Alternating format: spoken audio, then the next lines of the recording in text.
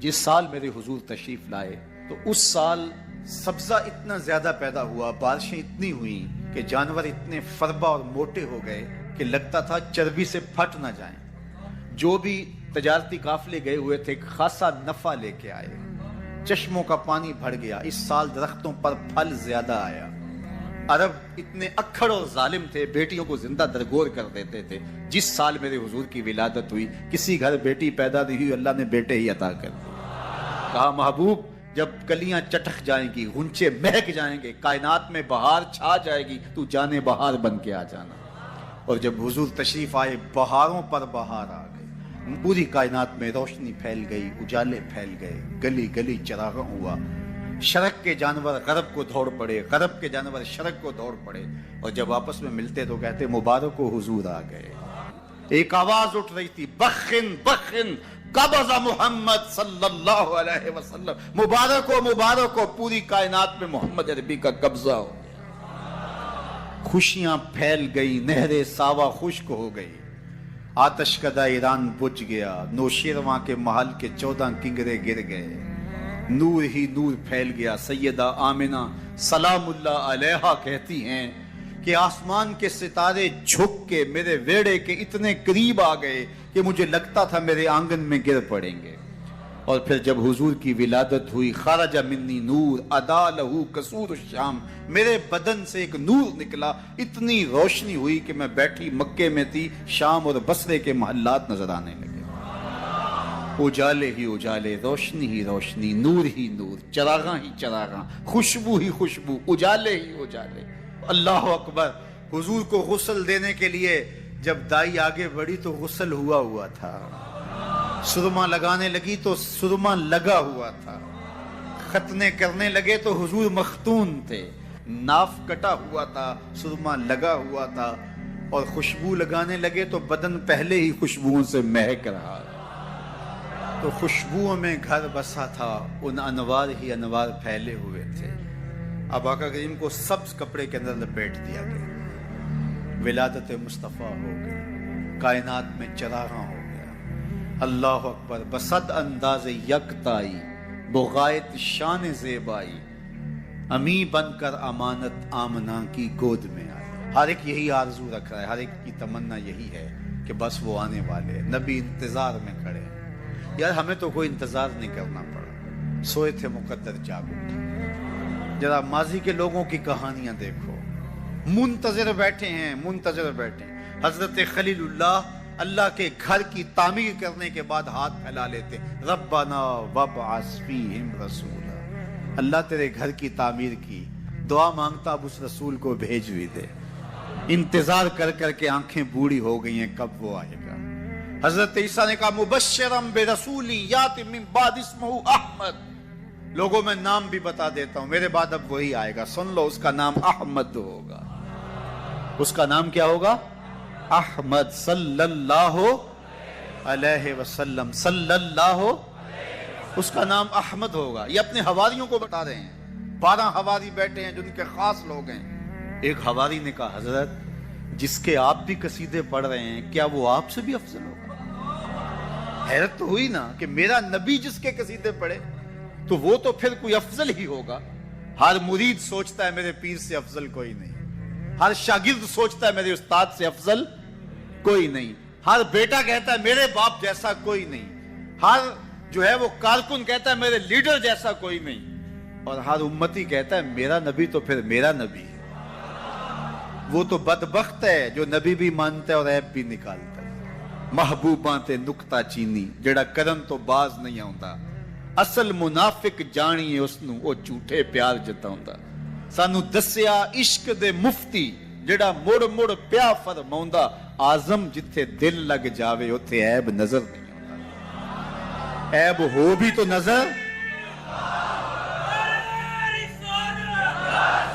عیب ہو بھی تو نظر، اور جہاں ہو ہی نہ۔ خلقت مبرأ من کل عیب، یہ حدیث تقریری ہے، حسان بن ثابت حضور کے سامنے پڑھتے ہیں، آپ کو ہر عیب سے پاک بنایا گیا۔ کأنک قد خلقت کما تشاء، لگتا ہے آپ کے رب نے آپ سے پوچھ کے آپ کو بنایا۔ اللہ اکبر، کیسا جمال ہے، کیسا حسن ہے.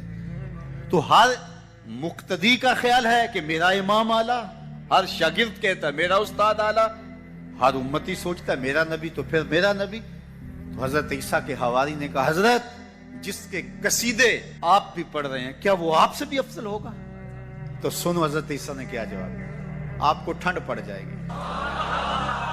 سنو حضرت عیسیٰ نے کیا کہا حضرت جس کے قصیدے آپ بھی پڑھتے ہیں کیا وہ آپ سے بھی افضل ہوگا؟ تو حضرت عیسیٰ بولے افضل ہونے کی بات کرتے ہو، وہ تو اتنی عظمتوں کا حامل ہے، اگر اس کے نالین کے تسمے کھولنے کی سعادت ابن مریم کو مل جائے تو یہ بھی مقدر کی بات ہے، یہ بھی بخت کی بات ہے کہ ان کے نالین کے تسمے کھولنے کی سعادت نصیب ہو جائے. وہ اتنا عظیم نبی ہے، مجھے بتاؤ اس نبی کا ذکر نہ کروں، گلی گلی چراغاں نہ کروں، گلی گلی ان کے تذکروں کی خوشبو نہ بکھیروں، گلی گلی ان کے نعرے نہ لگاؤں، ان کے نام کی مالا نہ جپوں، ان کے تذکروں کی خوشبو سے مست نہ ہو جاؤں. کائنات کے اندر جتنا چراغاں ہے آمنہ کے لال کے قدموں کا صدقہ ہے، ساری روشنیاں ان کے قدموں کے صدقے ہیں. اگر وہ نہ آتے تو آج اندھیرا ہی ہوتا. اقبال سے بھی پوچھ لیے، وہ کہتا ہو نہ یہ پھول تو بلبل کا ترنم بھی نہ ہو، چمنے دہر میں کلیوں کا تبسم بھی نہ ہو نہ یہ ساقی تو پھر میں بھی نہ ہو، خم بھی نہ ہو، بزم توحید بھی دنیا میں نہ ہو، تم بھی نہ ہو. خیمہ افلاک کا استادہ اسی نام سے ہے، نبض ہستی تب شامادہ اسی. خیر، حضور ماں سے لپٹ گئے، امی آپ آگے بولتی نہیں ہیں، لیکن خاموش ہو گیا تھا چمن بولتا. حضور نے وہیں پھر اپنی ماں کی تدفین کی. تدفین کے بعد ام ایمن کے ساتھ سواری پر بیٹھ جاتے ہیں اور چمٹ جاتے ہیں ام ایمن کے ساتھ، اور وہ جا کے حضرت عبد المطلب کے سپرد کر دیتی ہیں. تو حضرت عبد المطلب حضور کو آغوش میں لے کے بڑا روئے اور ام ایمن سے کہا کہ میرے اس بیٹے کا تم نہ.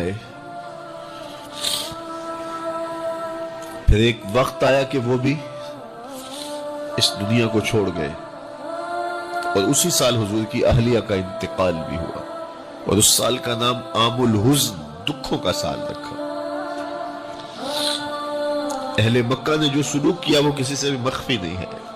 پتھر مارے، گڑے کھودے، کانٹے بچھائے، اجریاں ڈالی، اپنے گھروں کے کوڑے لا کے حضور کے گھر کے سامنے رکھ دیے، پہ پتھر مارتے.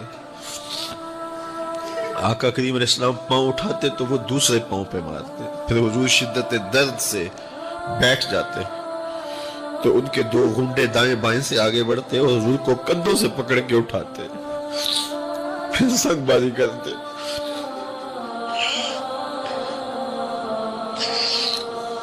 نالین حضور کے خون سے بھر گئے. عذاب کے فرشتے حضور کے پاس آئے کہ اگر آپ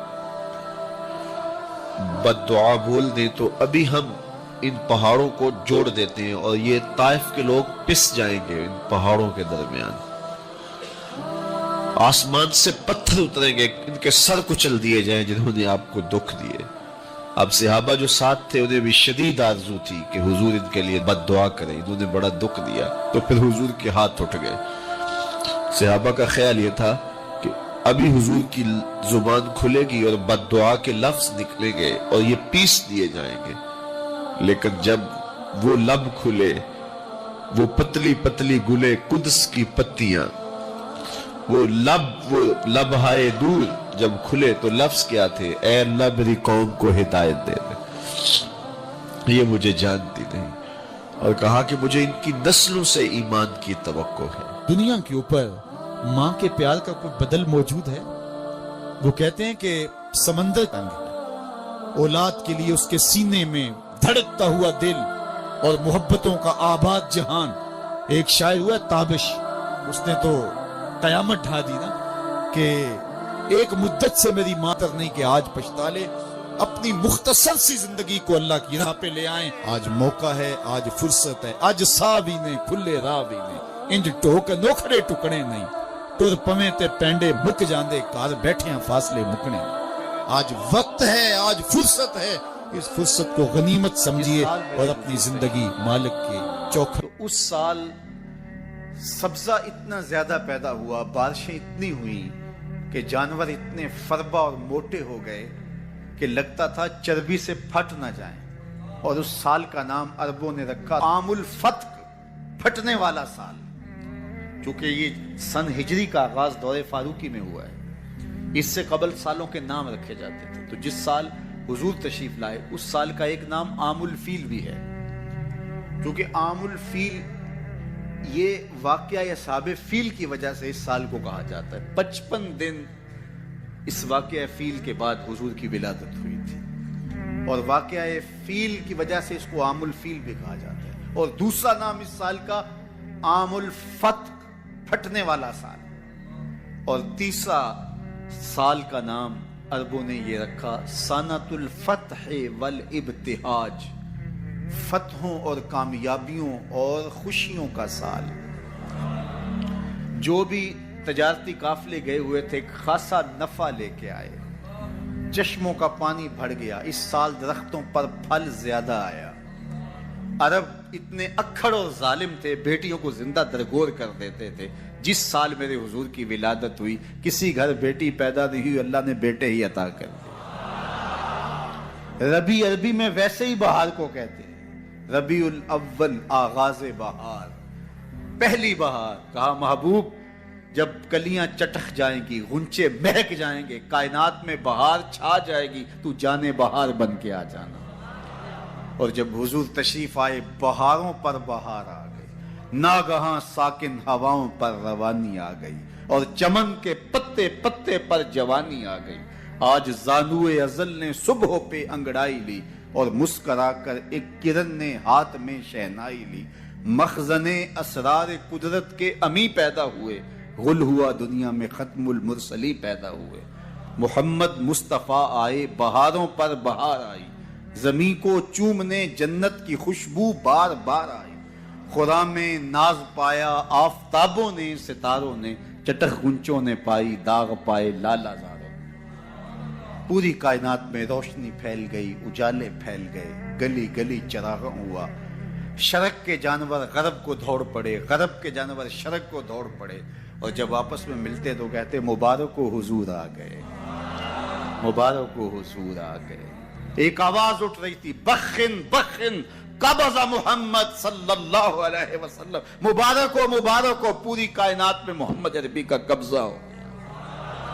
خوشیاں پھیل گئی، نہر ساوا خشک ہو گئی، آتش کدہ ایران بجھ گیا، نوشیرواں کے محل کے 14 کنگرے گر گئے، نور ہی نور پھیل گیا۔ سیدہ آمنہ سلام اللہ علیہا کہتی ہیں کہ آسمان کے ستارے جھک کے میرے ویڑے کے اتنے قریب آ گئے کہ مجھے لگتا تھا میرے آنگن میں گر پڑیں گے۔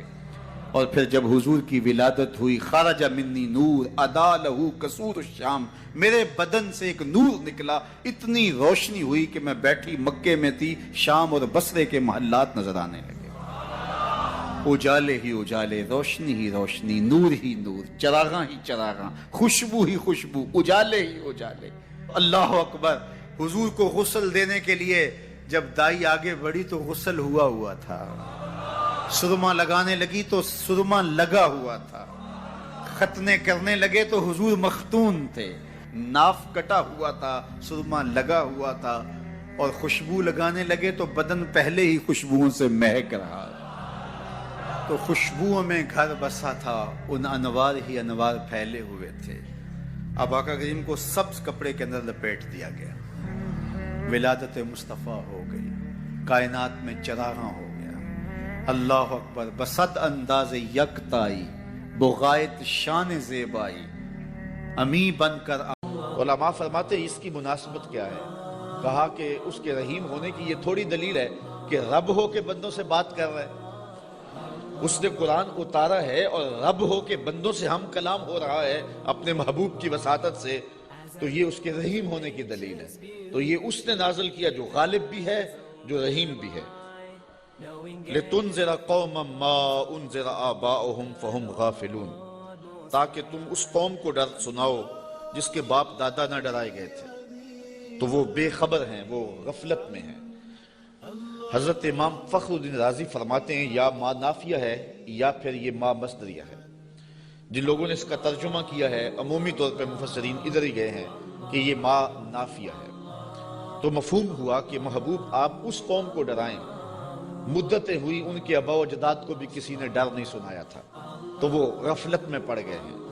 حضرت عیسیٰ علیہ السلام کے اٹھائے جانے اور حضور کے پیدا ہونے کے درمیان 571 سال کا فاصلہ ہے، پھر 40 سال کے بعد حضور نے اعلان نبوت کیا، تو 611 سال ہو گئے تھے کہ قوموں نے وحی کا اجالا نہیں دیکھا تھا، اور اتنی دیر اندھیرے میں رہنے کے بعد اب روشنی ان کو عجیب لگتی تھی۔ طویل مدت اندھیرے میں بیٹھے رہے تو اچانک بجلی آ جائے تو پھر ایک دفعہ آنکھوں پر بوجھ ہوتا ہے، تو جو اتنا عرصہ کفر کے ظلمت قدے میں رہے اور اندھیروں سے نبھا کرنا ان کا مزاج بن گیا اور وہ ان کی فطرت بن گئی، جب وحی کا اجالا چمکا تو وہ انکار تو کریں گے، چونکہ وہ ان کی طبع کے اندر رچ بس گیا ہے اندھیرا۔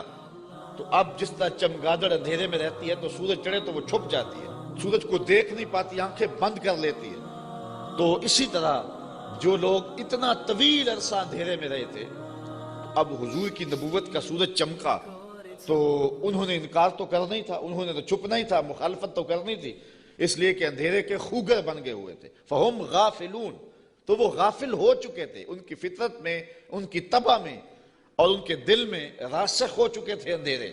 اب ان کو اچنبھا لگتا تھا روشنی عجیب لگتی تھی ان کو۔ ایک تو ہے اگر یہ ما نافیہ مانے، اور اگر اس ما کو مصدریہ مانے تو پھر اس کا مفہوم یہ ہوگا کہ محبوب آپ ان کو اسی طریقے اور اسی انداز سے ڈر سنائیں جس انداز سے ان کے آباء و اجداد کو ڈر سنایا گیا تھا۔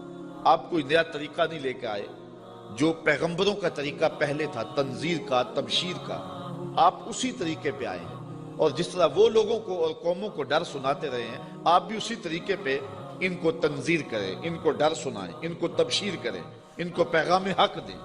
یعنی آپ کا وہی طریقہ ہوگا جو آپ سے قبل پیغمبروں کا طریقہ رہا ہے، اور جس طرح ان کے آباء و اجداد کو ڈرایا گیا، پیغمبروں نے ان کے بڑوں کو ڈرایا، ان کو بھی آپ اسی طریقے سے ڈرانے کے لیے آئے ہیں۔ اور دوسرا مفہوم جو ما نافیہ کے ساتھ ہے کہ آپ اس قوم کو ڈرانے آئے ہیں، ان کو ڈر سنانے آئے ہیں، ان کو تنذیر کرنے آئے ہیں، مدتیں ہو گئیں کہ ان کے آباء و اجداد کو بھی کسی نے ڈر نہیں سنایا تھا، اب غفلتوں کے خوگر ہو گئے ہیں، اب عادی ہو گئے ہیں اندھیروں میں رہنے کے، تو تیری بات ان کو عجیب لگے گی تو مخالفت بھی کریں گے، تانے بھی دیں گے، پتھر بھی اٹھائیں گے، اور گڑھے بھی کھودیں گے، کانٹے بھی بچھائیں گے، طائف کا بازار بھی سجے گا، مکے کی گلیوں میں دکھ بھی آئیں گے، احد اور بدر کی جنگیں بھی ہوں گی۔ اس سخت حالات سے محبوب آپ کو گزرنا ہوگا، اس لیے کہ آپ کا پالا اس قوم سے پڑنے لگا ہے جن کے آباء و اجداد نے بھی مدتیں ہوئی روشنی نہیں دیکھی تھی، تو ان کے پاس جب آپ روشنی کا پیغام لے کے جائیں گے تو ان کو یہ بات عجیب لگے گی، اس لیے آپ ان کو تنذیر کرنے جا رہے ہیں۔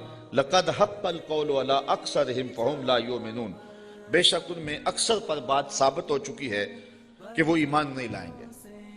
ابو جہل، ابو لہب، عتبہ عتیبہ اور کئی لوگ ہیں، یہ اتنے راسخ ہو چکے ہیں کفر میں، اور ان کے اندر اتنا زنگ چڑھ گیا ہوا ہے کہ محبوب یہ ایمان نہیں لائیں گے۔ آپ گھبرائیں نہیں، اپنے عمل تبلیغ کو جاری رکھیں، کٹھن حالات میں آپ روشنی کے دیے روشن کرتے چلے جائیں، اندھیرا چھٹتا چلا جائے گا لیکن اکثر لوگ نہیں مانیں گے، مخالفت کریں گے، کھڑے ہو جائیں گے، مقابلہ کریں گے، بہت کچھ ہوگا۔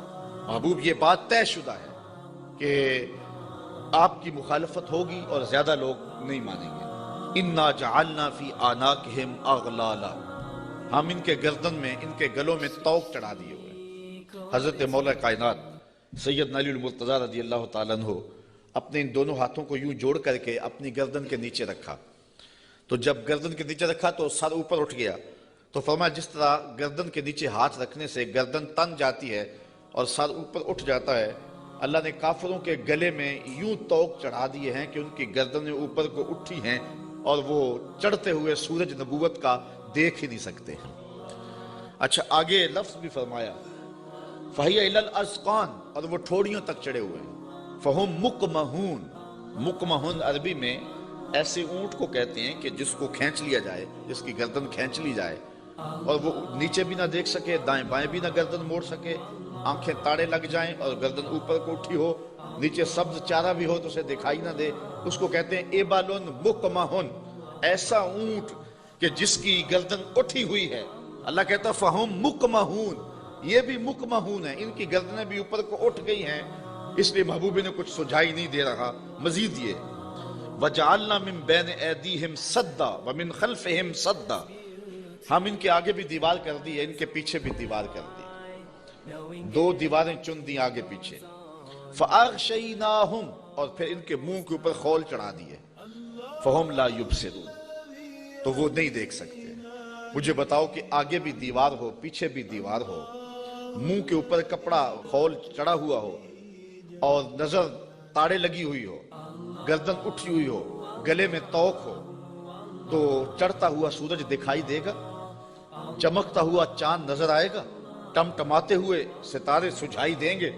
کہا محبوب ان کی حالت میں یہ ہے، تیری نبوت کا سورج تو چمک رہا ہے، انہیں دکھائی نہیں دے رہا ہے، اس لیے کہ یہ اس اندھیرے میں پھنس گئے ہوئے ہیں۔ مفسرین نے یہ بھی لکھا ہے کہ کچھ کافر، ابو جہل، نضر بن حارث اور باقی، پتھر لے کے حضور کو مارنے کے لیے، حضور کو اذیت دینے کے لیے گئے تھے، لیکن پھر اس طرح ان کی گردن اٹھ گئی اور ہاتھ ان کے ٹھہر گئے، اور کسی نے دیکھا کہ ایک بیل ہے جو اس کے اوپر حملہ کرنے والا ہے، تو ان کی حالت کو بیان کیا گیا ہے۔ اللہ فرماتا اب وہ دیکھ نہیں سکتے۔ وَسَوَاءٌ عَلَيْهِمْ أَأَنذَرْتَهُمْ أَمْ لَمْ تُنذِرْهُمْ لَا يُؤْمِنُونَ، اب برابر ہے کہ آپ ان کو ڈرائیں یا نہ ڈرائیں، یہ ایمان نہیں لائیں گے، اس لیے کہ اندھیرے جم گئے ہوئے ہیں۔ اب یہاں ایک سوال پیدا ہوتا ہے، اور وہ یہ کہ جب اللہ نے ان کو ایسا کر دیا ہوا ہے تو اب اگر ایمان نہیں لاتے ہیں تو پھر ان کا کیا قصور؟ کیونکہ اتنا طویل عرصہ نبی نہیں آئے، پیغمبر نہیں آئے، اندھیروں میں یہ خوگر ہو گئے، تو کہا نہیں ایسی بات نہیں ہے، بات یہ ہے کہ پیغمبر جب آئے تو انہوں نے تکذیب کر کے، پیغمبر کی توہین کر کے، نبی رحمت کی تضحیق کر کے، حضور کا انکار کر کے، اذیتیں دے کے اپنے لیے ایسا ماحول پیدا کر دیا کہ اللہ نے پھر ان کے دلوں پہ زنگ چڑھا دیے۔ اب یہ کچھ دیکھ نہیں سکتے، تو یہ نہیں تھا کہ ان کو روشنی دی نہیں گئی تھی، ان کو اجالا فطرتاً بھی دیا گیا تھا، انہوں نے اسے بھی مسخ کر لیا، اور ان کو روشنی پیغمبر رحمت کے ذریعے سے بھی آئی تھی، انہوں نے اس کا بھی انکار کر دیا۔ اب اس حالت میں پہنچ گئے پیغمبر کی توہین کی وجہ سے کہ رب کی غیرت بھی جوش میں آئی، رب نے دیواریں چن دی، اب کچھ دکھائی دے نہیں رہا۔ یار اس سے بڑھ کر کیا بات ہے کہ چاند ٹکڑے ہو کے قدموں میں آئے اور یہ پھر بھی نہ مانے، سورج پلٹ کے عصر کے وقت پہ آئے، یہ پھر بھی نہ مانے، ابو جہل مٹھی میں کنکر لے کے آئے اور کہے آپ اللہ کے رسول ہیں، بتاؤ میری مٹھی میں کیا ہے، تو حضور بول کے کہیں میں بتاؤں یا جو مٹھی میں وہی بتا دے، تو اب بھی وہ نہ مانے اور کہے ھذا من سحر ابن ابی کبشہ، یہ ابو کبشہ کا جادو ہے جو سر چڑھ کے بول رہا ہے، تو یہ ان کے آگے پیچھے دیواریں نہیں ہیں تو اور کیا ہے، ورنہ اتنے واضح دلائل دیکھنے کے باوجود بھی ان کو نظر نہیں آ رہا، یا رشتہ دار بھی ہیں لیکن نظر نہیں آ رہا، پاس بیٹھتے بھی ہیں نظر نہیں آ رہا، اور بلال حبشے سے دیکھ رہا ہے، سلمان کو فارس سے دکھائی دے رہا ہے، اور صہیب کو روم سے نظر آ رہا ہے، کول ہندیاں بھی کہیں اپنا نہ جانے، دل والے آکھیا دلدار آگے، تو یہ اپنی اپنی قسمت کی کہانی ہے۔ تو کہا محبوب آپ ان کو ڈرائیں یا نہ ڈرائیں یہ ایمان نہیں لائیں گے۔ انما تنذر من اتبع الذکر وخشی الرحمن بالغیب فبشرہ بمغفرۃ واجر کریم۔ اچھا سوال پیدا ہوتا ہے جب لوگ تو ایمان لائیں گے نہیں، لوگ تو مانیں گے نہیں، انکار پہ انکار کرتے جائیں گے، دل اندھے ہو گئے ہیں، آگے پیچھے اوپر نیچے پردے ہی پردے ہیں، تو پھر تبلیغ کیوں کی جائے، تبلیغ عمل جاری کیوں رکھا جائے؟ جب زمین ہی بنجر ہے تو پھر بیج کیوں ڈالا جائے؟ جب زمین ہی جو ہے وہ شور اور کلر ہے تو پھر می برسنے سے ہوگا کیا؟ تو پھر تبلیغ کا عمل رک جانا چاہیے۔ کہا محبوب نہیں، تیرے کرم کا می برستا رہنا چاہیے، تیرے کرم کا می جو ہے وہ ان کے اوپر نازل ہوتا رہنا چاہیے۔ یہ نہیں مانیں گے، ایسے بھی ہیں۔ انما تنذر من اتبع الذکر، محبوب آپ اس کو ڈر سناؤ جو نصیحت کے پیچھے پیچھے چلے۔ ایک وہ ہے جو سنتے نہیں، اور ایک ہے جو جھولیاں پھیلا کے پیچھے پیچھے آ رہے ہیں۔ ایک وہ ہے کہ آپ سناتے ہیں کانوں میں انگلیاں ٹھونس لیتے ہیں، اگر سنائیں تو پھر بھی ایک کان سے سن کے دوسرے کان سے نکال لیتے، اور ایک وہ بھی ہیں کہ تو پہاڑ کی چوٹی پہ بیٹھا ہے اور محبت والا، آنکھوں میں ظاہری روشنی بھی نہیں رکھتا۔ عبداللہ ابن مکتوم हुजूर की खुशबू सूंघ सूंघ के पत्थरों पे ऊपर चढ़ता हुआ पहाड़ पे पहुंच जाता है और आपकी चौखट पे झोली फैला के कहता है कि या रसूल अल्लाह अल्लिमनी मा अल्लमा कल्ला, अल्लाह ने जो आपको दिया मेरी झोली में भी डाल दीजिए। एक सुन नहीं रहे और एक पीछे पीछे आ रहा है। महबूब एक सुन नहीं रहे और एक झोली फैला के कहता है चमक तुझसे पाते हैं सब पाने वाले, मेरा दिल भी चमका दे चमकाने वाले। तो कहा महबूब वो भी हैं जो नसीहत के पीछे पीछे चलते हैं। व खशिया रहमान बिल गैब, और रहमान को बिन देखे रहमान से डरने वाले, ये लोग हैं जो तेरी नसीहत को कबूल करेंगे, तेरी बात को कबूल करेंगे। अल्लाह ने मुख्तलिफ तबाएं बनाई हैं, सवेर से लेकर शाम तक। हमारी नौकरी भी कुरान की ही है, तो देखते हैं कि कई जगहों पे ऐसा भी होता है कि लोग तवज्जो नहीं कर रहे होते क्योंकि उन्हें कुरान की लज्जत ही नसीब नहीं होती, और कुछ ऐसे होते हैं कि वो आंख का झपकना भी बोझ समझते हैं कि कोई एक लफ्ज भी इधर उधर ना चला जाए। तो ये अपना अपना ज़ौक है। साहिब, जो बुलबुल का ज़ौक है वो चिड़िया को नहीं दिया गया, और जो परवाने का ज़ौक है वो मक्खी को नहीं दिया गया, और जो चकोर को प्यार दिया गया है चांद का वो किसी और को नहीं दिया गया। तो कुरान के लिए भी अल्लाह ने दिल रखे हैं, जो कुरान सुनते हैं उनकी रूह तक उतरता चला जाता है। इकबाल ने एक जगह पे बड़ी खूबसूरत बात लिखी, कहा कुछ लोग ऐसे हैं जो हाफिज शिराजी के शेर पे और अराकी के शेर पे तो झूमते हैं और उन्हें कव्वाल का नगमा तो मस्त कर देता है, लेकिन कुरान से उन्हें कुछ भी नहीं होता। कहा वो किस्मत के मारे हुए लोग हैं। कहा ये तो शायरों का कलाम है जो मखलूक हैं, और जो कुरान है ये रब का कलाम है, और जो बादशाहों के कलाम होते हैं वो कलामों के बादशाह होते हैं, और ये रब का कलाम है, ये खालिक का कलाम है। तो जो लज्जत, जो चाशनी, जो कैफियत कुरान में है वो न किसी शेर में हो सकती है, न किसी सुखन में हो सकती है, न किसी नज़म में, न किसी नसर में, लेकिन कैफियत अपनी अपनी होती है। किसी को कवाली तो मजा दे देती है, लेकिन कुरान उसे लुत्फ नहीं देता है। उसको अपने अंदर को देखना चाहिए और किताब रहमत से दिल जोड़ना चाहिए। इसका एक एक लफ्ज नूर दे रहा है। कहा महबूब जो रहमान से बिन देखे डरते हैं वही इस कुरान के नूर को लेने वाले हैं। अच्छा, फबश्शिर हो बेमग़फ़िरा, इन्हें मग़फ़रत की बशारत दे दीजिए, इन्हें मग़फ़रत की बशारत दे दीजिए। व अजरिन करीम, यार अजर ही काफी था लफ्ज, लेकिन करीम की साथ सिफ्त लगाई। मेरे पास कोई इसका मफहूम नहीं है कि इसको उर्दू में ढाल सकूं, लेकिन इतना ही समझें कि जिस अजर को मेरे रब ने भी करीम कहा वो कैसा अजर होगा। अल्लाह फरमाता है हम उनको बख्शेंगे भी और अजर करीम भी देंगे। इन्ना नहनु नुहयिल मौता व नक्तुबु मा कद्दमू व आसारहुम व कुल्ल शैइन अहसैनाहु फी इमामिन मुबीन। बेशक हम मुर्दों को जलाएंगे, जिंदा करेंगे, और हम लिख रहे हैं जो उन्होंने आगे भेजा, जो पीछे छोड़ा, और हर चीज हमने गिन रखी है एक बताने वाली किताब में। आज कोई माने या ना माने, इनकार करे या इकरार करे, तरदीद करे या तायीद करे, रुख फेर ले या झोली फैला ले, महबूब आप परेशान नहीं होंगे। एक वक्त आने वाला हम कब्रों से मुर्दों को उठाएंगे। आज कोई माने या ना माने, हमने लिखी हुई है, एक एक बात लिखी हुई है, वो रोशन किताब में। कयामत के दिन नामा इमाल खुलेगा, सब सामने आ जाएगा। तो महबूब आप अपने अमल को जारी रखें, जो आप कर रहे हैं हम वो भी लिख रहे हैं, और जो आगे से उनके रवैये हम वो भी लिख रहे हैं। कयामत के दिन हर शय सामने होगी और रब की अदालत में सारे फैसले होंगे। अच्छा, एक तो ये मफहूम है जो आमतुल मुफस्सिरीन ने बयान किया इस आयत का, लेकिन इब्ने आशूर ने इसका एक और मफहूम बयान किया है, और जरा सुनिए। वो कहता है कि इस आयत को इन्ना नहनु नुहयिल मौता, इसको हम माक़बल से अगर मिला के पढ़ें तो मफहूम इसका कुछ और निकलता है, और वो ये कि महबूब तेरी बात को कुछ लोग सुनते नहीं हैं और तू उनके पास जाके बात सुनाता है और वो परवाह नहीं करते। उनके ऊपर नीचे आगे पीछे जंग हैं और पर्दे हैं, लेकिन महबूब तेरे करम का मी बरसता रहना चाहिए। एक दिन आएगा मुर्दे भी जी उठेंगे। महबूब तेरे करम का मी बरसता रहे, एक दिन आएगा इन शोर और कलर जमीनों में भी फूल खिल उठेंगे। इसलिए तू करम फरमाता रहे और तू तबलीग का अमल जारी रख। रोजाना पत्थर पे भी एक कतरा गिरे तो एक दिन सुराख वहां भी हो जाता है, और महबूब तेरी मिठी बोली जारी रहनी चाहिए। एक दिन जमाना तेरे कलमे पड़ेगा, और फिर फतह मक्का के दिन लोगों ने देखा सबके लबों पे तराने मेरे हुजूर के ही थे। तो ये है एक मफहूम। अच्छा, ये बात बयान करने के बाद जो अगला रुकू है, मजमून लंबा ना हो जाए, लेकिन मैं कुछ मजमून आपके सामने रख देता हूं इख्तसार के साथ। اللہ نے اپنے محبوب کے غلاموں کو ان کٹھن حالات میں تسلی دی. وَضْرِبْ لَهُمْ مَثَلًا أَصْحَابَ الْقَرْيَةِ، محبوب انہیں اس شہر والے لوگوں کی کہانی سناؤ.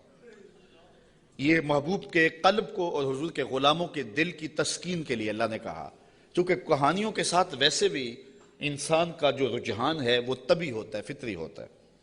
کہانی کی طرف میلان ایک فطری ہے، انسان کی طبع میں رکھا گیا، شوق سے سنتا ہے.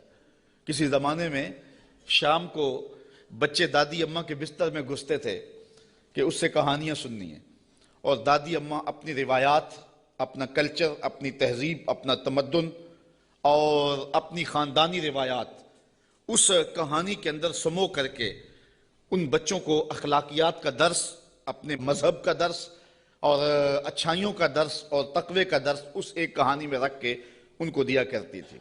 اور وہی ہمارا کلچر تھا، وہی ہماری تہذیب تھی، اور وہ اپنی روایات کو نئی نسل میں منتقل کر کے جاتی. جب سے ہم نے دادی اماں کا بستر چھوڑ دیا ہے اور ٹیلی ویژن کی سکرین سے تہذیب لینا شروع کر دی ہے، اس لیے ہم نے روایات ادھر سے لینی ہے، اور وہی حقیقتوں کے اجالے اور وہی روشنیاں تھی. اور آج ہم پتہ نہیں کیا کس کو کلچر قرار دے رہے ہیں. میں 2-4 دن پہلے لاہور میں 4-5 جگہ پہ درس پہ رہا ہوں، اور جگہ جگہ کلچر میلے اور کیا کچھ دیکھتا رہا ہوں، تشہیر اس کی. تو میں کہا تھا، جگہ جگہ میں نے کہا یہ ہمارا کلچر نہیں ہے. جو ماہرین ہیں اور جو فنون والے ہیں وہ کہتے ہیں کہ جو کلچر ہوتا ہے کسی بھی قوم کا، اس پر جغرافیے کی اور مذہب کی چھاپ ضرور ہوتی ہے. یہ کبھی نہیں ہو سکتا کہ کسی قوم کا کلچر، اس کی تہذیب، اس کے جغرافیے سے اور اس کے معتقدات سے، اس کے عقائد سے ہٹ کر ہو. تو یہ سارتا پا برہنہ کلچر، یہ ہمارا کلچر نہیں ہو سکتا، نہ مشرقی کلچر نہ حجازی کلچر. ہمارا کلچر مغرب کی ہواؤں سے نہیں پھوٹتا، مدینے کی فضاؤں سے پھوٹتا ہے. اپنی ملت کا قیاس اقوام مغرب سے نہ کر، خاص ہے ترکیب میں تجھے قوم رسول ہاشمی. آج جو کلچر ہمیں دیا جا رہا ہے وہ قطعاً ہماری روایات نہیں ہیں، ہمارا کلچر نہیں ہے، ہمارا تمدن نہیں ہے، ہماری تہذیب نہیں ہے. تو بہرحال دادی اماں سے وہ کہانیاں سننا، یہ شوق اور رجحان، یہ فطری ہے. تو اللہ تعالیٰ نے قرآن مجید میں کئی کہانیاں ہماری ہدایت کے لیے بیان کی ہیں، اور یہ کہانی بھی وَضْرِبْ لَهُمْ مَثَلًا أَصْحَابَ الْقَرْيَةِ. محبوبی نے اس بستی کے لوگوں کی کہانی سنائی. وہ ایک بستی تھی جس کا نام تھا انطاکیہ، اور یہ شام کے غربی علاقے میں واقع ہے. وہاں اللہ نے 2 رسول بھیجے ان لوگوں کی ہدایت کے لیے. خوشحال بستی تھی، اللہ نے 2 رسول بھیجے، انہوں نے دونوں کا انکار کر دیا. اللہ نے ان کی تائید کے لیے 3را رسول بھیجا، انہوں نے اس کا بھی انکار کر دیا. حتیٰ کہ ان نبیوں کی تکذیب کی، انہیں گالیاں دی، اور پتھر لے کر ان نبیوں کو شہید کرنے پر آمادہ ہو گئے. جب نبیوں کو قتل کرنے لگے تو شہر کے ایک کنارے پر ایک شخص رہتا تھا. اسے جب پتہ چلا کہ یہ نبیوں کو قتل کر رہے ہیں میری قوم کے لوگ، تو تھا تو وہ مسکین آدمی، لیکن اس کے دل میں جذبہ جاگا. وہ وہاں سے دوڑتا ہوا آیا اور اپنی قوم کو کہنے لگا، تم قتل کرنے لگے ہو، میں کہتا ہوں ان کے قدم چومو. تو وہ جتنے پتھر تھے ان نبیوں پر برسنے کے لیے آمادہ تھے، وہ اس شخص پہ برس گئے، اور پھر وہ شہید ہو گیا. پھر اس کی لاش سے آواز کیا آئی؟ یہ قرآن کی بولی ہے. ذرا توجہ کر لیں، میں اس کی تفصیلات میں تو نہیں جاؤں گا، لیکن اختصار کے ساتھ مضمون آپ نے سن لیا. اب قرآن کا لہجہ دیکھیے. وَضْرِبْ لَهُمْ مَثَلًا أَصْحَابَ الْقَرْيَةِ. محبوبی نے اس بستی کے لوگوں کی کہانی سنائیے. اِذْ جَاءَهَا الْمُرْسَلُونَ، جن کے پاس رسول آئے. اِذْ أَرْسَلْنَا إِلَيْهِمُ اثْنَيْنِ، ہم نے ان کی طرف 2 رسول بھیجے. فَكَذَّبُوهُمَا، اس قوم نے ان دونوں کی تکذیب کر دی. فَعَزَّزْنَا بِثَالِثٍ، ہم نے 3را بھیجا. فَقَالُوا إِنَّا إِلَيْكُمْ مُرْسَلُونَ، ان رسولوں نے کہا کہ ہم تمہاری جانب رسول بن کے آئے ہیں. قالوا، قوم نے کہا، ما انتم الا بشر مثلنا، تم تو ہمارے جیسے بشر ہو. یہ بدبخت اور بد نصیب قوموں کا مزاج رہا ہے کہ پیغمبروں سے روشنی اور نور لینے کی بجائے ان کو بشر کہہ کے ان کی رحمتوں سے اور ان کے دامن سے پھوٹتی ہواؤں سے اور ان کے سینے سے نکلتی شعاؤں سے اور ان کے من سے وابستہ روشنیوں سے اپنے آپ کو محروم کر لیتے ہیں. اور ان کا چلنا پھرنا اور ان کا اٹھنا بیٹھنا، ان کا شادی اور نکاح کرنا اور ان کا بال بچوں میں رہنا اور ان کا بازار میں آنا جانا، اس کو وہ کہتے ہیں کہ یہ اگر نبی ہوتے تو یہ کیوں ہوتا۔ یہ عجیب بات ہے، ان کی عظمتوں کے پہلوؤں کو چھوڑ کے نظر یہاں رکھ دیتے ہیں، حالانکہ یہ بھی انسانیت کے نمونے کے لیے اور ہدایت کے لیے ہوتا ہے۔ یہاں میں بہت لمبی بات نہیں کروں گا، اگرچہ یہ عنوان ایک لمبی گفتگو کا متحمل ہے۔ ایک بات کروں گا کہ اصل بدبختی ہے لوگوں کی، ہمارے بزرگ فرمایا کرتے تھے تم نے حلیمہ کی بکریوں کے پیچھے پیچھے دیکھا، سدرہ پر جبریل کے آگے آگے نہیں دیکھا۔ بس جو یہاں نظر جما لے تو وہ محروم ہو جاتا ہے، اور جو اس سمت کو دیکھے تو وہ روشنیاں پا جاتا ہے۔ اچھا، دوسری بات، اور اب وہ آپ کی توجہ کے لیے، کہ ایک طرف اس قوم کا رویہ یہ ہے اور کافروں کا یہ مزاج رہا ہے کہ وہ نبیوں کو بشر کہہ کے ان کو رسول ماننے سے انکار کر دیتے ہیں۔ زندہ اور جاوید انسانوں کو، متحرک اور فعال ہستیوں کو، وہ زندہ اور جاوید انسانوں کو بشر کہہ کے نبی ماننے سے، رب کا بھیجا ہوا ماننے سے، رب کا فرستادہ ماننے سے انکار کر دیتے، اور دوسری جانب صنم خانوں کے مردہ پتھروں کو خدا مان لیتے۔ ذرا ان کا تفاوت دیکھیے، نہ مانے تو زندہ اور جاوید انسانوں کو نبی بھی نہ مانے، اور ماننے پہ آ جائیں تو ہاتھوں سے تراشے ہوئے پتھر کے جو ہے وہ بت اور مٹی کے بنے ہوئے مادوں کو خدا بھی مان لیں۔ تو یہ کیا تفاوت ہے کہ ایک طرف یہ نبیوں کو، زندہ اور متحرک انسانوں کو نبی بھی نہ مانے، اور دوسری جانب پتھروں کو خدا بھی مان لیں۔ تو اصل یہ نفسیاتی پرابلم تھا، اور یہ قوموں میں ہر دور میں موجود رہا ہے۔ سادہ سا جواب ہے، یہ لمبی یہاں بھی بحث چاہیے، لیکن سادہ سا جواب ہے کہ صنم خانوں کے مردہ پتھروں کو ماننے میں مفادات پہ زیادہ نہیں پڑتی۔ انسان کی زندگی میں وہ مردہ پتھر اور بت دخل اندازی نہیں کرتے، انسان کی انا پر چوٹ نہیں لگاتے۔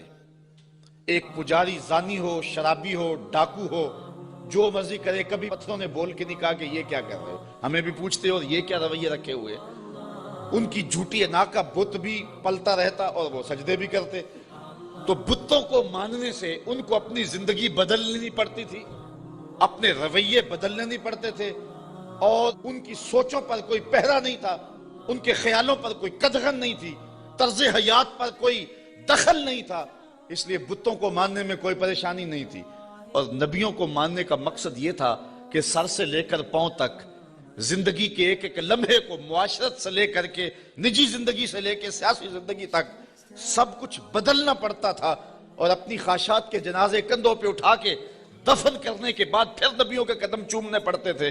اس لیے نبیوں کو ماننے میں پرابلم تھا اور بتوں کو ماننے میں کوئی پرابلم نہیں تھا، اس لیے کہ بتوں کو ماننے میں کوئی مفادات پہ زیادتی نہیں پڑتی تھی، اور نبیوں کو ماننے کا مقصد یہ تھا پھر اپنی خواہش چھوڑنی پڑتی تھی۔ تیرے ہندیاں سندیاں محبوبہ، میں کافر ہوں جے میں ہوں، پھر تو اپنا آپ چھوڑنا پڑتا تھا نا۔ اس لیے وہ انسانوں کو نبی ماننے کے لیے تیار نہیں تھے، اور پتھروں کو خدا ماننے کے لیے آمادہ ہو جاتے۔ آج بھی یہ نفسیات ہمارے اندر بھی پائے جاتے ہیں۔ ایک شخص 70 سال حدیث رسول پڑھاتا رہا، 80 سال اس نے قرآن کی نوکری کی، تو لوگ اس کے گرد اتنی تعداد میں جمع نہیں ہوتے، اور ایک بندہ دونی رما کے تموڑی شاہ بیٹھ جاتا ہے اور ساری قوم اس نانگے کے پیچھے بھاگ جاتی ہے، تو کچھ لوگ کہتے ہیں کہ پتہ نہیں اس میں کمال کیا ہے، کرنٹ کیا ہے۔ صاحب، بات کرنٹ کی نہیں ہے، مفادات پہ زد نہیں پڑتی، اور اس شخص کے پاس آنا ہے تو زندگی بدلنی پڑتی ہے۔ اس لیے ان مردوں کو ماننے میں حرج نہیں ہے، اور ان فعال اور زندوں کو ماننے میں اپنی خواہشات کا جنازہ اٹھانا پڑتا ہے۔ لہذا انسان کا رجحان ادھر نہیں ہوتا ہے، انسان کا رجحان ادھر ہوتا ہے۔ یہ ایک انسان کی فطرت ہے۔ اس بات کو سمجھانے کے لیے میں آپ کو ایک بات سناؤں گا۔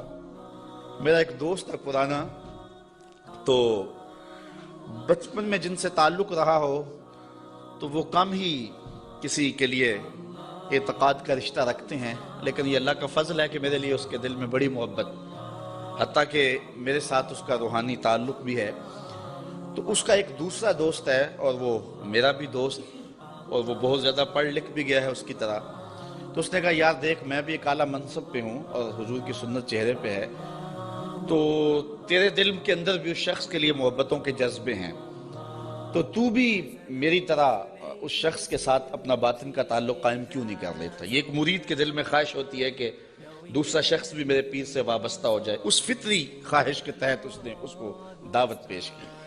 تو اس نے جو جواب دیا وہ جواب اس آیت کے مفہوم کو سمجھنے میں مدد دے گا. اس نے کہا کہ میں کبھی کبھی اس کی تقریر سنتا ہوں تو یار میں حساس سا آدمی ہوں, رات کو سو نہیں سکتا, تو جس کی تقریریں مجھے سونے نہیں دیتی, اگر میں اس سے تعلق جوڑ لیا وہ تو مجھے زندہ مار دے گا.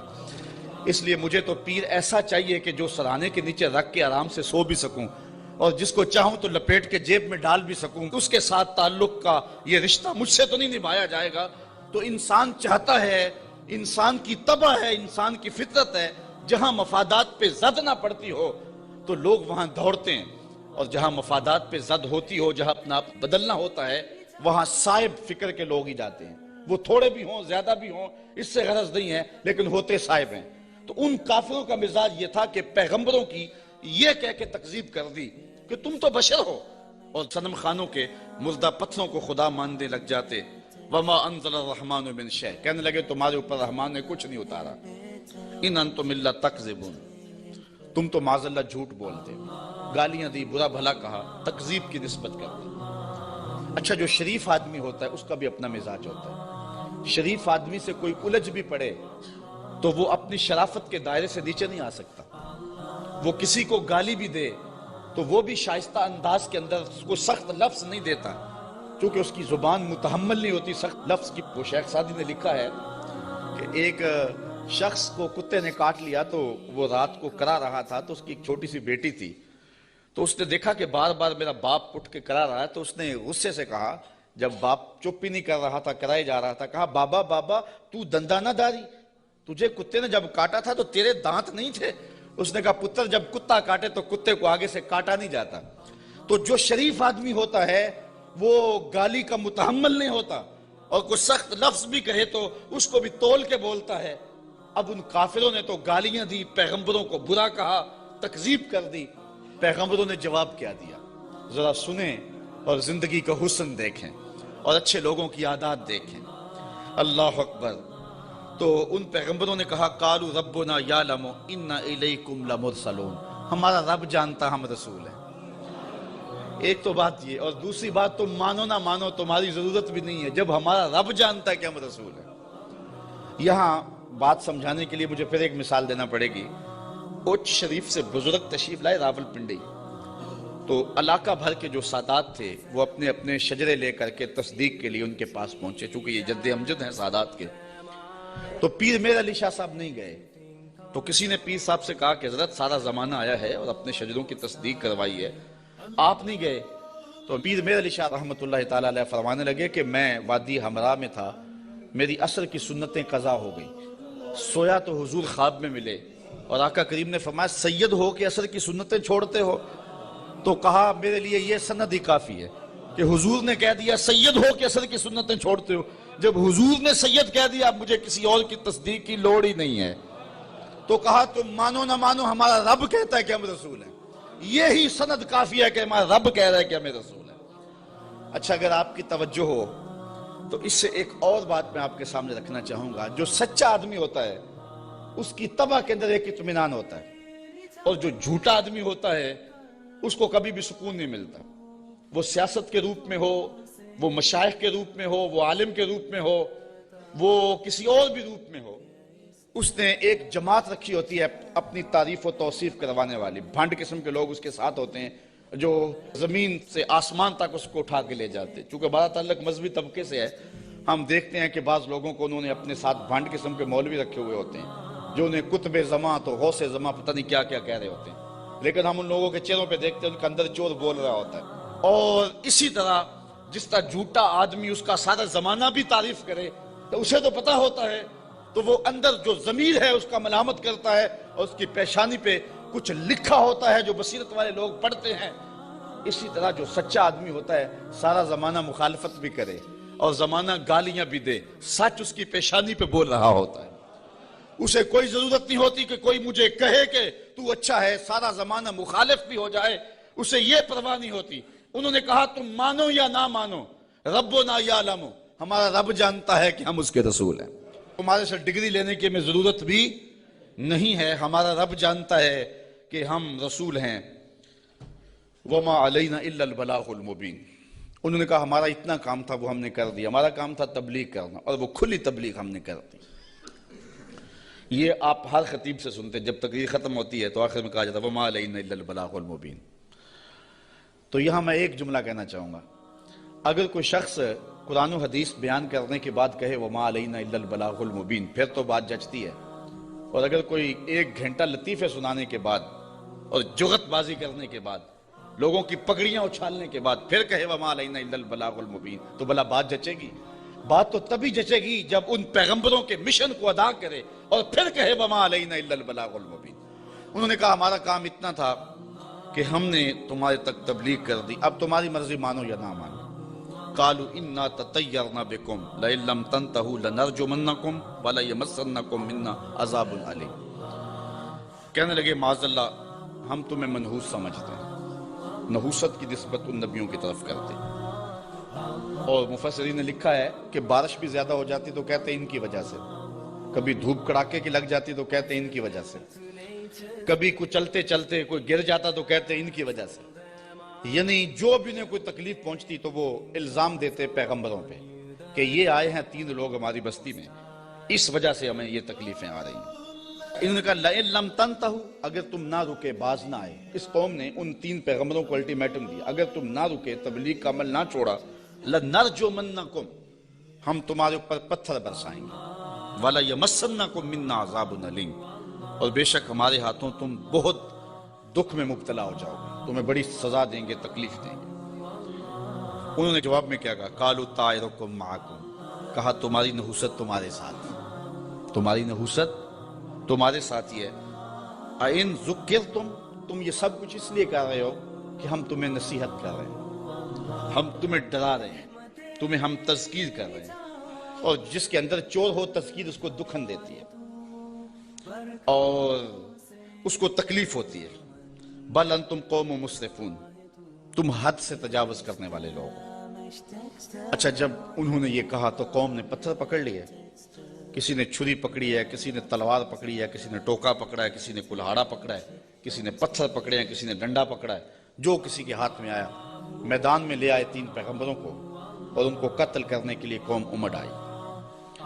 اب جب ان پیغمبروں کو شہید کرنے کے لیے لوگ آمادہ ہوئے تو پھر شہر کے کنارے وہ شخص آیا.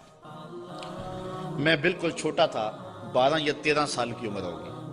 میرے والد گرامی رحمت اللہ تعالی علیہ فجر کی نماز میں سورہ یاسین پڑھا کرتے تھے، اور جب اس آیت پہ آتے تو حالت ان کی بھی ہوتی کہ بلک بلک کے رو پڑیں گے.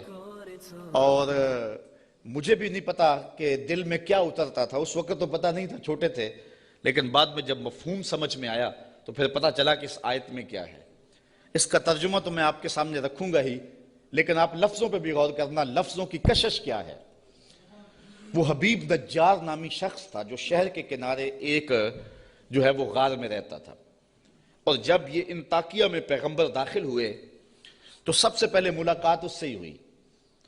اس کو 70 سال ہو گئے تھے، ایک بیماری میں مبتلا تھا اور روزانہ بتوں کے آگے ہاتھ جوڑ کے معافی مانگتا تھا اور اپنی شفا کا عرض کرتا تھا. تو پیغمبروں نے جب توحید کی دعوت دی، بتوں کو چھوڑنے کا کہا، تو اس نے کہا کہ تمہارا رب کیا کر سکتا ہے؟ کہا کہ جن بتوں سے 70 سال ہو گئے تو معافی مانگتا ہے اور شفا مانگتا ہے، انہوں نے نہیں دی. ہمارا رب تجھے ایک لمحے میں شفا دینے پہ قادر ہے. اس نے کہا کیسے؟ ان پیغمبروں نے ہاتھ اٹھائے. اچھا یار پیغمبر تو ایک ہی ہاتھ اٹھا لے اور پھر 3 پیغمبروں نے ہاتھ اٹھائے ہوں گے تو پھر کیفیت تو کچھ اور ہی ہوئی ہو. اچھا اس کی بیماری ختم ہو گئی، فوراً ٹھیک ہوا، اپنے گھر میں رہ کے ذکر فکر میں لگا رہتا تھا. یہ پیغمبر تبلیغ کرتے رہے. جب قوم نے ان پیغمبروں کو شہید کرنے کا ارادہ کر لیا، وہ دور شہر کے کنارے پہ رہتا تھا اور اس کا گھر کوئی اونچائی پہ تھا اور کسی غار میں رہتا تھا. اس نے دیکھا کہ میدان میں لوگ جمع ہیں اور نبیوں کو شہید کرنے پہ آمادہ ہیں. پھر وہ وہاں سے آیا. اب قرآن کے لفظ یہاں دیکھیے، یہی حبیب نجار صاحب یاسین ہے. ذرا غور تو کرو. قرآن کی نوکری کرنے والوں، دعوت دین دینے والوں، اپنے آپ کو بہت بڑا سمجھو اس اعتبار سے کہ تمہیں یہ سعادت مندی نصیب ہوئی ہے. اللہ نے کس اہتمام سے شخص کا ذکر کیا. پھر کیا ہوا؟ وَجَاءَ مِنْ أَقْصَى الْمَدِينَةِ رَجُلٌ يَسْعَىٰ. شہر کے پرلے کنارے سے ایک مرد دوڑتا ہوا آیا. یار وہ کیسا مرد تھا جس کو رب نے بھی مرد کہہ کے پکارا. وہ جس کو رب نے بھی مرد کہہ کے پکارا کیونکہ سارا ماحول مخالفت میں ہے, اور وہ واقعی مرد تھا, اکیلا آ گیا. وَجَاءَ مِنْ أَقْصَى الْمَدِينَةِ رَجُلٌ يَسْعَىٰ, شہر کے پرلے کنارے سے ایک مرد دوڑتا ہوا آیا. قَالَ يَا قَوْمِ اتَّبِعُوا الْمُرْسَلِينَ, کہا میری قوم رسولوں کی اتباع کرو, ان کی مخالفت نہ کرو. ان کو پتھر مارنے لگے ہو, میں کہتا ہوں ان کے قدم چوم. اتبعوا من لا يسألكم اجرا وهم مهتدون, ایسوں کی پیروی کرو جو تم سے کچھ مانگتے بھی نہیں اور ہیں بھی سیدھی راہ پہ. تو مفسرین فرماتے ہیں پیروی اس کی کرنی چاہیے جس میں دو کوالٹیاں ہوں, ایک لالچ مزاج نہ ہو اور دوسرا سیدھی راہ کا مسافر. ایک بندہ سیدھی راہ پہ ہے لیکن اپنے حرف بھی بیچتا ہے اور لفظ بھی بیچتا ہے, قرآن کی آیتیں بھی بیچتا ہے اور حدیث رسول کے ایک ایک کلمے کو بیچتا ہے, تو اس سے آپ ہدایت نہیں لے سکتے. وہ ہدایت پہ ہے, وہ بات سچی کر رہا ہے, قرآن کی کر رہا ہے, حدیث کی کر رہا ہے, لیکن وہ لالچی مزاج کبھی بھی تمہیں کسی موقع پہ بھی بیچ دے گا, تمہاری راستہ خراب کر دے گا. اس شخص کے پیچھے نہ چلو جو طبعاً لالچی ہے اور وہ تمہیں خراب کرے گا. اور دوسرا وہ کہ ہدایت یافتہ بھی ہو. اگر کوئی بندہ ہدایت یافتہ نہیں ہے لیکن بے غرض تبلیغ کرتا ہے تو آپ کہتے ہیں یار یہ تو مانگتے کچھ نہیں ہے. اچھا تم سے تو کچھ نہیں مانگتا, امریکہ سے تو ڈالر لیے ہوئے ہیں, اس لیے اس کے بھی پیچھے نہ چلو جو ہدایت پہ نہ ہو. دو شرطیں قرآن نے بیان کی ہے, ایک ہدایت پہ ہو اور دوسرا تم سے طلب کچھ نہ کرتا ہو. مجھے معاف کرنا, میں پہلے بڑا ماتوب ہوں لیکن آج جو قیامت توڑی جا رہی ہے, چاہے نعت خانوں کے روپ میں ہو یا علماء کے روپ میں ہو, یہ جو پہلے ایڈوانس لیے جاتے ہیں بعد میں نذرانے وصول کیے جاتے ہیں, اور یہ کیا کیا ریٹ مقرر ہوئے ہیں, یہ کس دین کی کہانی ہے؟ نہ یہ قرآن میں ہے, نہ حدیث میں ہے, نہ رسول کریم کا یہ طریقہ ہے. میں قرآن کی کہانی آپ کے سامنے رکھ رہا ہوں. اتبعوا من لا یسألکم اجرا, اس کے پیچھے چلو جو تم سے مانگتا کچھ نہ ہو. وہم مہتدون, اور وہ ہدایت والے بھی ہوں. یہ اس حبیب نجار نے اپنی قوم سے کہا. تبلیغ کا ایک طریقہ بھی دیکھیے. آج حکمت سے بات کرنے کو لوگ بزدلی کہتے ہیں, کہتے ہیں یہ بزدل ہے, یہ گالیاں نہیں دیتا, یہ کمزور آدمی ہے, اس لیے وہ کسی پہ اٹیک نہیں کرتا. جبکہ تبلیغ کی حکمت کو کبھی بھی ہاتھ سے نہیں جانے دینا چاہیے. مجھے بتاؤ کہ سارا مجمع مخالف ہے اور سارا زمانہ دشمن ہے, اور جو اکیلا ہی اپنی غار سے نکل کے آیا وہ بزدل تھا یا دلیر تھا؟ قرآن نے بھی اس کو مرد کہا ہے نا, لیکن اس کا تبلیغ کا سٹائل دیکھیے. اس نے یہ نہیں کہا کیوں نہیں مانتے, اس نے بھی تبلیغ کا سٹائل یہ دیا, کہا میں اس کو کیوں نہ پوجوں جس نے مجھے پیدا کیا. دیکھو تبلیغ کا مقصد اگلے کو سوچنے کا موقع بھی دینا ہے. اگر اس پہ اٹیک کر دیا جائے, کسی کو پتھر مارنے, پھر اس کو بات نہیں آپ سنا سکتے. تو اگر وہ کہتا نا حبیب نجار کہ تم کیوں نہیں مانتے اس کو جس نے تمہیں پیدا کیا ہے, تو وہ ہاتھ میں پتھر تو پہلے پکڑے ہوئے تھے, فوراً برس جاتے, تبلیغ کا موقع ہی نہ ملتا. اس نے یہ بات اپنے اوپر کہی اور سوچنے کا موقع ان کو دیا. کہا میں اس کو کیوں نہ پوجوں جس نے مجھے پیدا کیا. تو سوچنے کا موقع ہے نا کہ ہم اس کو کیوں نہ پوجے جس نے ہمیں پیدا کیا. پھر کہا وَإِلَيْهِ تُرْجَعُونَ, تم نے پلٹ کے بھی اس کے پاس جانا ہے. پھر مخاطبہ ہو گیا. آگے دیکھیے, أَتَّخِذُ مِن دُونِهِ آلِهَةً, کیا میں اسے معبود بناؤں اللہ کے سوا؟ إِن يُرِدْنِ الرَّحْمَنُ بِضُرٍّ لَا تُغْنِ عَنِّي شَفَاعَتُهُمْ شَيْئًا, اگر رحمان میرا کچھ برا چاہے تو ان کی سفارش میرے کچھ کام نہ آئے. وَلَا يُنْقِذُونَ, اور نہ وہ مجھے بچا سکیں. إِنِّي إِذًا لَّفِي ضَلَالٍ مُّبِينٍ, اگر میں ایسا کروں پھر تو کھلی گمراہی میں ہوں.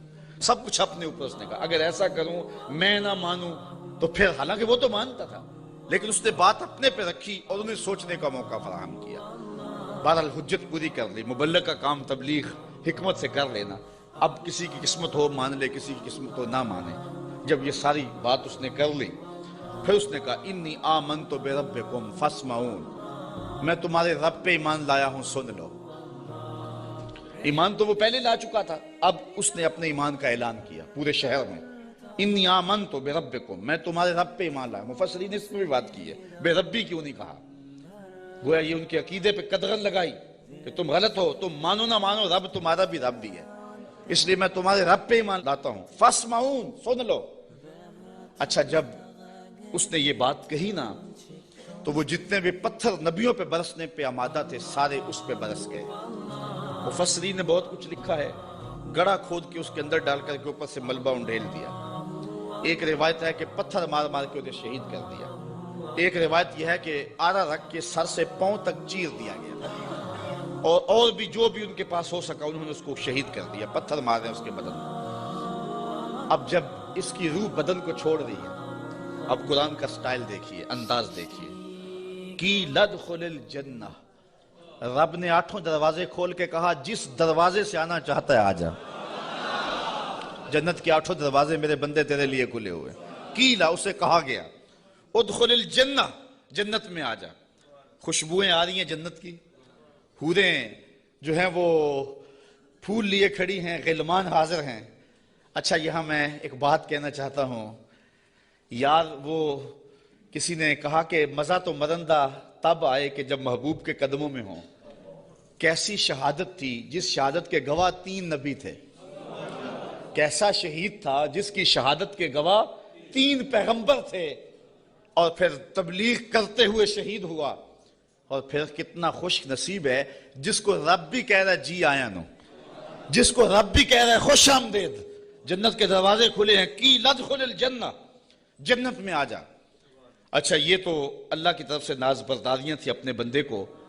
اب جو اس کی کیفیت تھی، حضرت عبداللہ ابن عباس کہتے ہیں کہ جب اس حبیب نجار کو لوگ پتھر مار رہے تھے اور اس کی روح نکل رہی تھی، اور وہ ساتھ بولتا کہہ رہا تھا مالک میری قوم کو ہدایت دے دے، انہیں پتہ نہیں ہے اس لیے مجھے مار رہی، انہیں کیا پتا کہ پیغمبروں کی اتباع کتنی بڑی دولت ہے، مالک ان کو ہدایت دے دے۔ اب جب اس کی روح پرواز کر گئی، اللہ نے جنت کے دروازے کھول دیے، تو پھر کیا ہوا؟ اب ان لفظوں پہ قربان ہونے کو جی چاہتا ہے۔ ویسے تو قرآن کہے کہ لفظ پہ نثار ہو جائیں، لیکن مبلغین کو، اگر یہاں مبلغین موجود ہیں تو میں مبلغین کو کہتا ہوں کہ جو اپنے سامعین ہیں، جو آپ کی بات سنتے ہیں، ان کی قدر سیکھیں اور ان کی تذلیل نہ کیا کریں۔ آج سامعین کو کوسنے دیتے اگر وہ بلند آواز سے سبحان اللہ بھی نہ کہیں۔ یار یہ تو حضور کے غلام ہیں، اگر کافر بھی ہوں تو جو مبلغ ہوتا ہے وہ باپ سے زیادہ پیار کرنے والا ہوتا ہے، اس کے دل میں جذبے ہوتے ہیں۔ مجھے کسی نے کہا کہ آپ 8 یا 10 یا 6 سال ہو گئے مختلف جگہوں پہ درس قرآن دیتے ہوئے، تو یار کوئی 3 سال 4 سال مسلسل نعت خواں آئے کسی مجلس میں اور وہ پیسے بھی بے شمار لیتا ہے، تو لوگ اس کی تاج پوشی کرتے ہیں کہ اس کی بڑی خدمات ہیں۔ آپ کی کسی شہر میں تاج پوشی کی گئی ہے؟ میں نے کہا یار اس سے بڑا اعزاز کیا ہے کہ اتنے لوگ کتاب رحمت کو سننے کے لیے آتے ہیں، اور ان کے آنکھوں میں جو پیار لکھا ہوا ہوتا ہے اور ان کی پیشانیوں پہ جو محبت لکھی ہوئی ہوتی ہے، ساری زندگی کی تھکن جو ہے وہ ایک مسکراہٹ سے دور ہو جاتی ہے۔ تو یہ تو دنیا کی چیزیں ہیں، ان کی تو حیثیت ہی نہیں ہے، ان چیزوں کی تو اوقات ہی باقی نہیں رہتی۔ اگر بات میں ان کے خلاف باتیں کرتے رہے اور ویسے ان کے سر پہ تاج پہناتے رہے تو یہ تو کوئی بات نہ ہوئی۔ پیار وہ ہوتا ہے جو دل دیتا ہے۔ میں نے کہا کہ میں ان سے نوٹ تو نہیں مانتا۔ ایک بندہ کہنے لگا کتنے پیسے لیتے ہو؟ میں نے کہا بندہ پورے کا پورا ہی لے لیتا ہوں۔ جب کسی کے پاس جاتا ہوں پھر وہ میرا ہی ہو جاتا ہے، بھاگتا رہتا ہے پیچھے پیچھے۔ وہ کہتے ہیں جی رضا صاحب لیتا کچھ نہیں، میں کہتا ہوں میں چھوڑتا کچھ نہیں ہوں، وہ سارے کا سارا ہی میرا ہو جاتا ہے، وہ سب کچھ قربان کرنے کے لیے تیار ہو جاتا ہے۔ تو یہ کتنا بڑا اعزاز ہے۔ تو جو مبلغ ہوتا ہے، مبلغ وہ پیار کرتا ہے بیٹوں سے زیادہ اپنے جو ہے وہ محبت کرنے والوں سے، اور جن کو تبلیغ کر رہا ہے۔ اب یہ تو حضور کے غلام ہیں جن کی ہم لوگ تذلیل کرتے ہیں، کسی کو کہتے ہیں یہ چاول کھانے آگے ہوئے ہیں، کسی کو کہتے ہیں یوں جی سبحان اللہ نہیں کہہ رہے، کیا کیا بولیاں بولی جاتی ہیں۔ یہی وجہ ہے کہ لوگ دین سے دور ہوتے چلے جا رہے ہیں۔ مبلغین کو اپنے منصب کا ہی نہیں پتا، اور سینوں کے اندر وہ درک ہی نہیں ہے جو ایک مبلغ کے سینے میں ہونا چاہیے۔ یہ کافر ہیں، کافر، اور پتھر مار رہے ہیں، اور حبیب نجار کو شہید کر دیا ہے۔ جب روح اڑی نا بدن سے، اور وہ اب اس بدن کو بھی نوچ رہے تھے، بوٹیاں کھینچ رہے تھے، اور حبیب نجار کی روح جو ہے وہ پرواز کر کے اوپر آ جاتی ہے، اور اس کی آواز کیا ہے بولی ذرا دیکھیے، قرآن بتاتا ہے۔ قالا، حبیب نجار نے کہا، حبیب نجار نے جس کی بوٹیاں نوچ رہے ہیں، اللہ اکبر۔ یہاں تو پیسے نہ دیے جائیں تو ناراض ہو جائیں، ساؤنڈ سپیکر اچھا نہ ہو تو وہ تذلیل کریں ساؤنڈ والے کی، اللہ یاز باللہ۔ یہاں تو یہ ہے کہ اچھا کھانا نہ دے تو جو ہے وہ تقریر میں تبصرہ کر دیں، لیکن وہاں ماجرا کیا بوٹیاں نوچ رہے ہیں. اور میں اپنی بات نہیں کہہ رہا، قرآن بتا رہا ہے. جب وہ بوٹیاں نوچ رہے ہیں، وہ حبیب نجار کیا کہہ رہے ہیں؟ قالا یا لیتا قومی یعلمون، کاش میری قوم مجھے دیکھتی، میری بوٹیاں نوچنے والے مجھے دیکھتے. بما غفر لی ربی، میرے رب نے مجھے بخش دیا ہے، میرے رب نے مجھے بخش دیا ہے. اچھا بخشا کیوں ہے؟ مفسرین نے یہاں 3 قول بیان کیے ہیں. حبیب نجار کہتا ہے میری قوم کو پتہ چل جائے کہ میرے رب نے کیوں بخشا ہے. ایک تو وجہ یہ ہے کہ میں نے ان پیغمبروں کے قدم چومے، مجھے تو قتل کر لیا ہے، اگر انہیں پتہ چل جائے کہ مجھے رب نے کیوں بخشا ہے تو چلو مجھے تو قتل کر لیا، ان پیغمبروں کے قدم چوم لے، اب بھی بچ جائیں. دوسری بات، بما غفر لی، اللہ نے مجھے کس وجہ سے بخشا ہے؟ اچھا توحید پر ایمان لانے کی وجہ سے اور بتوں کو چھوڑنے کی وجہ سے، اور یہ بھی چھوڑ دیں اور ان پیغمبروں کو مان لیں. اور تیسری بات، یہ میرے بدن کو نوچ رہے ہیں اور کہتے ہیں دیکھو مار دیا، آیا تھا توحید کا پرستار، دیکھو ہم نے پرخچے اڑا دیے، یہ مجھے ذلیل کر رہے ہیں، لیکن یہی ذلت میری عزت کا سبب بن گئی، یہی شہادت میرے سر پہ عزتوں کا تاج رکھ گئی. وہ کہتا ہے کہ کاش انہیں پتہ چل جائے کہ میرے رب نے میری عزت افزائی کیا کی ہے. وَجَعَلَنِي مِنَ الْمُكْرَمِينَ، اور مجھے عزت والوں میں کیا ہے، مجھے وقار کی مسند بچھا کے دی ہے اور مجھے عزت کے تخت پہ بٹھایا ہے. وہ یہ آرزو کر رہا ہے کاش کہ میری قوم کو پتہ چل جاتا. پھر قوم نے حبیب نجار سمیت ان 3 نبیوں کو بھی شہید کر دیا.